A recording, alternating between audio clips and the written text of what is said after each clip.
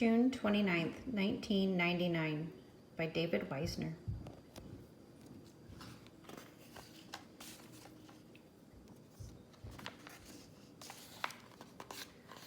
The place is Hohokus, New Jersey. The year is 1999. On May 11th, after months of careful research and planning, Holly Evans launches vegetable seedlings into the sky. Look what's happening. What does she do to make the vegetables stay up in the sky?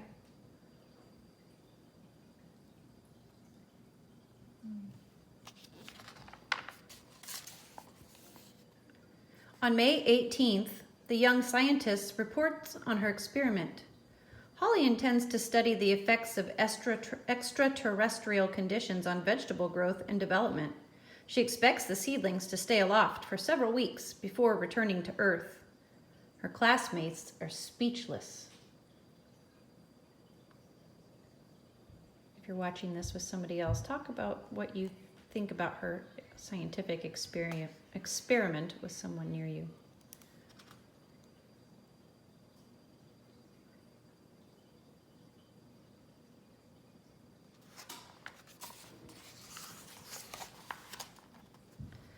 The date is June 29th. Shortly after sunrise, a member of the Billings, Montana Moose Lodge hiking through the Rocky Mountains makes a startling discovery. Robert Bernabe is in a daze when he returns to camp. All he can say for the next several hours is, "Turnips!" What happened? What happened? You know what a turnip is? Or a beet? A beet is similar to a turnip, but a beet is red. These turnips look like they're kind of like a brownish or yellowish color. It's a vegetable that you would find at the grocery store, but not this size. All over the country, skies fill with vegetables.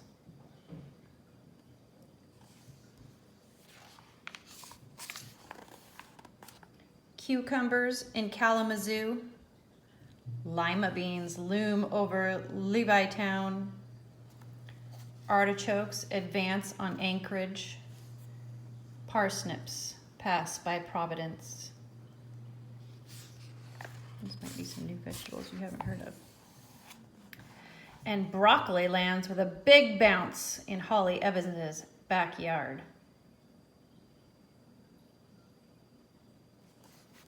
Wow, that's big. In Ottumwa, Iowa, Tony Kramer emerges from his barn and shouts for joy. "At last, the blue ribbon at the state fair is mine!" Why do you think he thinks he's going to win the blue ribbon? How do you know that he never received a ribbon before? What about those words that he said? "At last, the blue ribbon at the state fair is mine."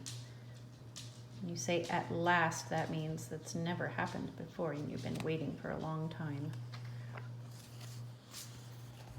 By mid-afternoon, all vegetables float safely to the ground.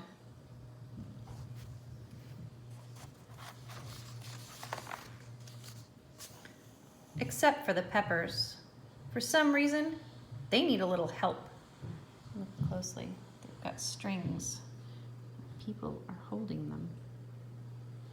I wonder what's happening here.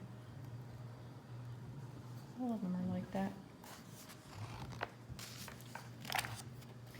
TV news channels broadcast 24-hour coverage of the airborne vegetable event. Cauliflower carpets California, spinach blankets Greenwich, and arugula covers Ashtabula. Holly's puzzled. Arugula is not even part of her experiment. Uh-oh.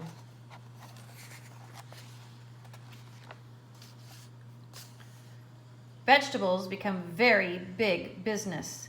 Peas from Peoria are shipped down the Mississippi to Mobile in exchange for eggplant.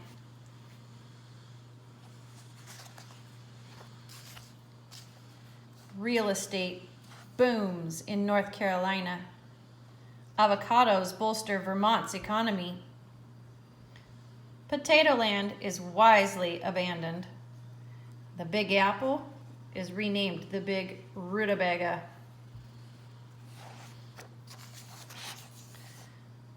Arugula, eggplant, avocado, and now rutabaga.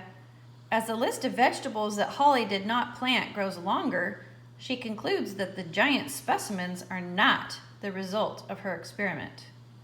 More curious than disappointed, Holly asks herself, what happened to my vegetables? And whose broccoli is in my backyard? If the giant vegetables did not come from her experiment, where do you think they came from?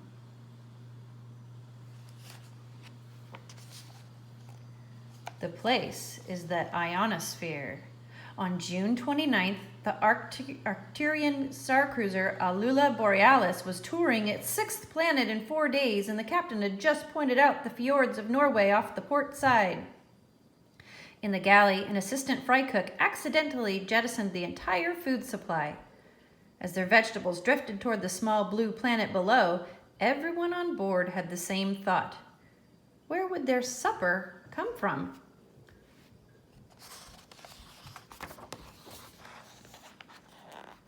Oh dear, there they are. This is not a continuous cover book. But I do want to know what you can tell about the people that were on that star cruiser. Let's take a look back at that page. Who are they? Oh my. Do you think they're real? What makes you think so, or what makes you think they're not? And seeing and finding the giant vegetables that floated from the sky was probably a bit of a surprise. What happened to the people's lives when they found the vegetables? Did they just go about their normal business? And what do you think the aliens are going to do with Holly's vegetables? Science experiments help you learn and discover something that you didn't understand, and we've done those in class before. We've investigated and tried new things, saw what worked and what didn't. What do you think her next experiment might be?